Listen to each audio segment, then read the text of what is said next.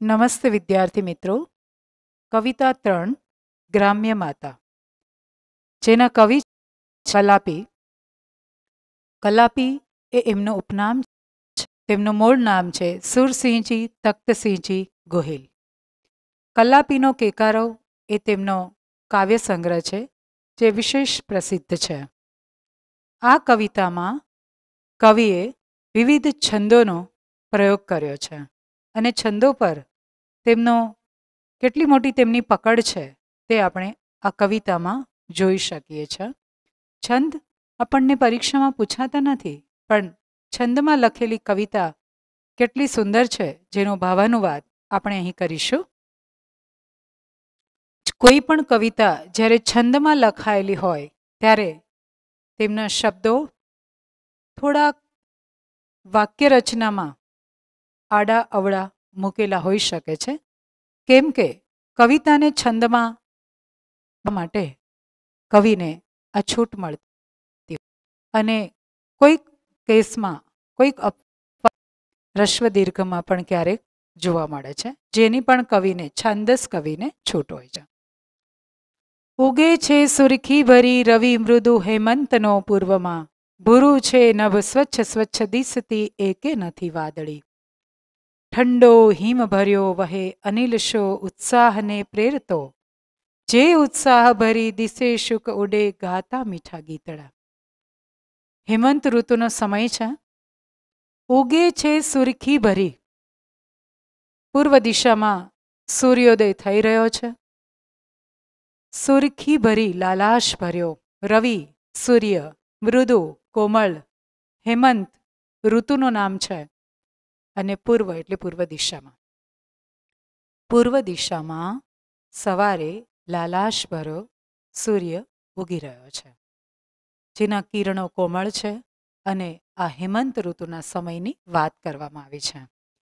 ભૂરું છે નભ, આખું જ આકાશ એક જ કલરનું ભૂરું, એકદમ સ્વચ્છ સ્વચ્છ, કોઈ વાદળાઓ દેખાતા નથી.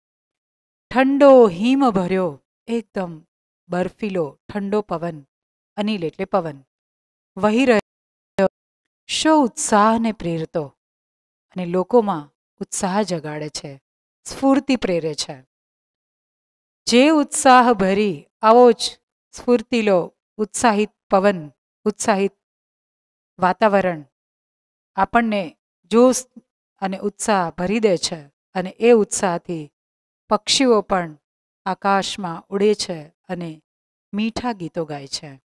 આ ઉત્સાહભરી દિશે દેખાય છે, શુક એટલે પોપટ ઉડે છે અને મીઠા ગીતો ગાય છે. મધુર સેવે ખેતરે શેલડીના, આવા મધુર સમયે, જે ઉપર વર્ણન કર્યું છે તેવા મધુર સમયે શેરડીના ખેતરની અંદર રમત કૃષિવલોના બાલ નાના કરે છે.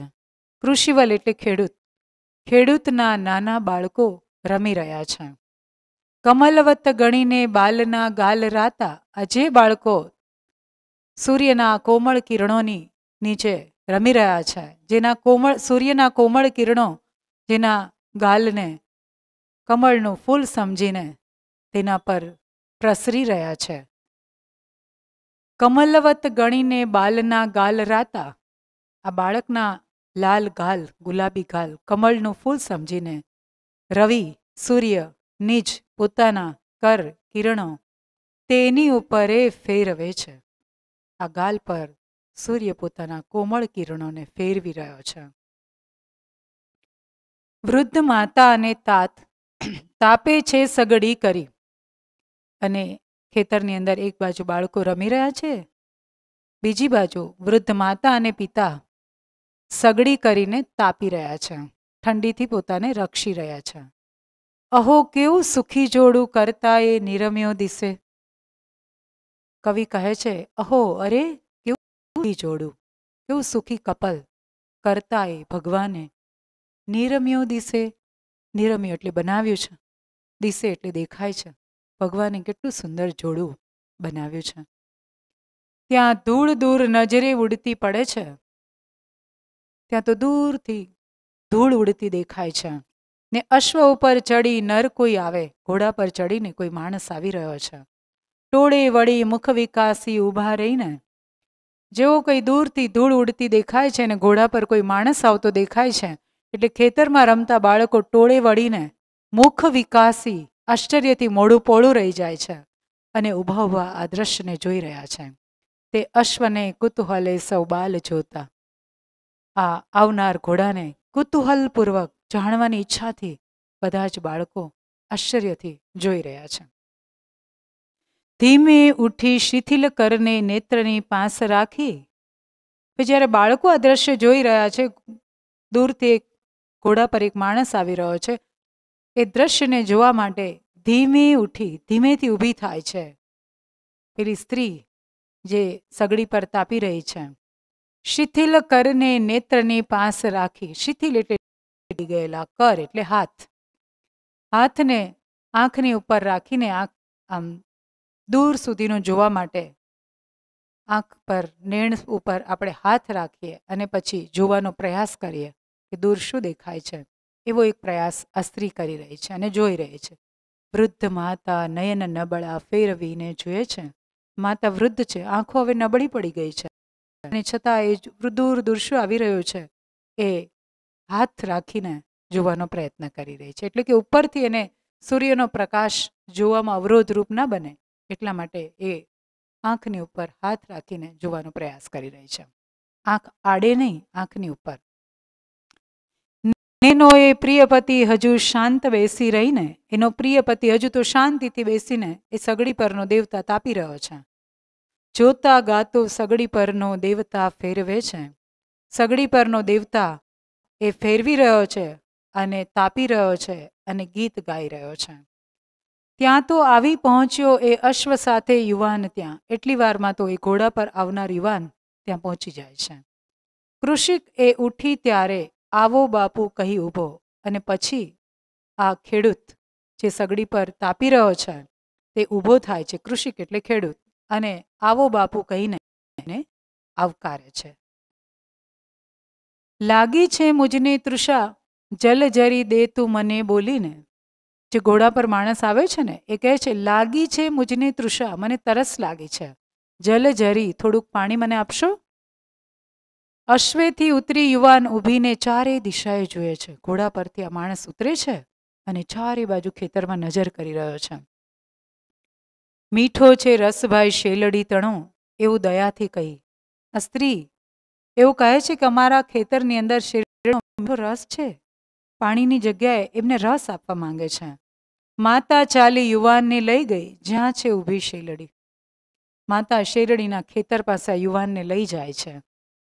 પ્યાલું ઉપાડી ઊભી શેલડી પાસ માતા એક પ્યાલો, એક ગ્લાસ, એક પાત્ર શેરડીનો રસ ભરવા માટે એ લઈ જાય છે અને શેરડીના સાંઠાની પાસે ઊભી રહે છે. છુરીવતી જરીક કાપી, ચપ્પુથી એક કાંતળી કાપે છે. કાંતળી એટલે શેરડીના બે ગાંઠ વચ્ચેનો જે ભાગ હોય છે એને કાંતળી કહેવાય.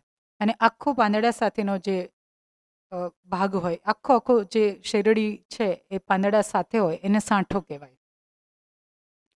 ત્યાં શેર છૂટી રસની ભરી પાત્ર દેવા. ત્યાં તો રસની ધાર છૂટે છે. ને કંઈ વિચાર કરતો નર તે ગયો પી. આ કવિતાની અંદર આ લાઈન ખૂબ જ મહત્વની છે. ને કંઈ વિચાર કરતો નર તે ગયો પી. શેરડીનો રસ જ્યારે પીવે છે ત્યારે એના મનમાં જે વિચાર આવે છે અને વિચાર જ આ કવિતાનો હાર્દ છે. બીજું પ્યાલું ભરી દે ને હજુ છે મુજને તૃષા. એક ગ્લાસ તો એ શેરડીનો રસ પી જાય છે વિચાર કરતા કરતા, ને એટલો બધો મીઠો લાગે છે તો એ ફરીથી રસ માંગે છે. કહે છે કે બીજું પ્યાલો રસનો ભરી દેશો, હજી મને તરસ છે. કહીને પાત્ર યુવાને માતાના, એટલું બોલતા બોલતા એ પાત્ર વાસણ માતાના હાથમાં આપે છે. કાપી કાપી ફરી ફરી અરે કાંતળી શેલડીને. આ સ્ત્રી તો ફરીથી ગ્લાસ ભરવા જાય છે. એક કાંતળી કાપે છે, બીજી કાપે છે, પણ શું એક બિંદુ પણ રસ તણું કેમ હાવા પડે ના. હાવા એટલે અરે, અરે એક પણ બિંદુ રસનું કેમ પડતું નથી. શું કોપ્યો કે પ્રભુ મુજ પર, ભગવાન મારા પર ગુસ્સે. આંખમાં આંસુ લાવી એ રડવા લાગે છે. બોલી માતા વળી ફરી છુરી ભોગતી શેલડીમાં. હજી એને આશા છે કે કદાચ આ સાંઠામાં, આ કાતડીમાં રસ ન હોય તો બીજી કાતડી કાપવાનો પ્રયાસ કરે છે. બોલી માતા વળી ફરી છુરી ભોંકતી શેલડીમાં. ફરીથી એક પ્રયાસ કરે છે અને ચપ્પુથી બીજી એક કાતડી કાપે છે, પણ રસ નીકળતો નથી. રસહીન ધરા થઈ છે, દયાહીન થયો નૃપ, નહીં તો ના બને આવું. બોલી માતા ફરી રડી. એ બહુ સ્પષ્ટ છે કે આ શેરડીમાં રસ જવાના કારણો માત્ર બે જ હોઈ શકે. શું? કે એક તો કાં તો આ ધરતી રસ વગરની થઈ ગઈ છે, અને કાં તો રાજા દયા વગરનો થઈ ગયો છે. માલિક જ પ્રજા પ્રત્યે નિર્દય બની ગયો છે. તો અને તો જ આવું બને કે શેરડી રસ વગરની થઈ જાય. નહીં તો ના બને આવું, નહીં તો કદી આવું બને નહીં. અને એમ બોલીને એ ફરી પડે છે. એવું યુવાન સુણતા ચમકી ગયો ને. જ્યારે આ સ્ત્રી આવું બોલે છે તો આ યુવાન એકદમ ચમકી જાય છે, આશ્ચર્ય થાય છે એને. માતા તણે પગ પડી ઉઠીને કહે છે, પેલી સ્ત્રીના પગમાં પડી જાય છે અને પછી ઊભો થઈને કહે છે, એ હું જ છું નૃપ મને કર માફ બાઈ. એ કહે છે, તું જે રાજાની વાત કરે છે કે રાજા વગરનો થયો હોય તો આવું બની શકે, કાં તો ધરતી રસ વગરની થઈ હોય તો આવું બની શકે. ધરતી તો રસ વગરની થઈ નથી, પણ ખરેખર આ રાજા દયા વગરનો થઈ ગયો હોઈ શકે. એટલે કહે છે કે એ હું જ છું નૃપ, એ રાજા હું જ છું, મને માફ કરી દે બાઈ. એ હું જ છું નૃપ મને કર માફ ઈશ. અને પછી એ ભગવાનની પણ માફી માંગે છે. વિદ્યાર્થી મિત્રો, જ્યારે ભૂલ થાય ત્યારે એ ભૂલ આપણે કેવી રીતે સ્વીકારવી જોઈએ, કેવી રીતે માફી માંગવી જોઈએ અને કેવી રીતે સામા વ્યક્તિને આશીર્વાદ દેવા જોઈએ, એ આ કવિતામાં ખૂબ સરસ રીતે કવિએ કરી છે. પહેલાં તો એ ભૂલને સ્વીકારે છે કે એ હું જ રાજા છું, મને માફ કરી દે. પછી બીજી એ ઈશ્વરની પણ માફી માંગી લે છે અને પછી પોતાની ભૂલને સ્વીકારે છે, સ્પષ્ટ કરે છે કે મેં શું ભૂલ કરી હતી. એ કહે છે કે પીતો તો રસ મિષ્ટ હું પ્રભુ, અરે ત્યારે જ ધાર્યું હતું. જ્યારે મિષ્ટ એટલે કે મીઠો રસ પીતો તો, હે ભગવાન, મેં ત્યારે વિચાર્યું હતું આ લોકો બહુ દ્રવ્યમાન નક્કી છે કે આ લોકો ખૂબ પૈસાવાળા છે. એવી ધરા છે અહીં, ખૂબ ફળદ્રુપ ધરતી અહીંયા છે અને એટલા માટે આ લોકોને ખૂબ સારો પાક આવે છે. એ તો એ મુજ ભાગ કંઈ નહીં સમો તે વધારું હવે. એ કે છે આ લોકો પાસે તો આટલા બધા પૈસા આવે છે, આ લોકો ખરેખર ખૂબ પૈસાવાળા છે, કેમ કે ખૂબ ફળદ્રુપ ધરતી છે. પણ એ લોકો જ્યારે મને ટેક્સમાં જે કંઈ કર તરીકે જે કંઈ આપે છે એ તો ખૂબ ઓછું છે. તો એ મુજ ભાગ કંઈ નહીં સમો, તો એ મારો ભાગ તો કંઈ નહીં જેવો છે, બહુ જ થોડોક છે.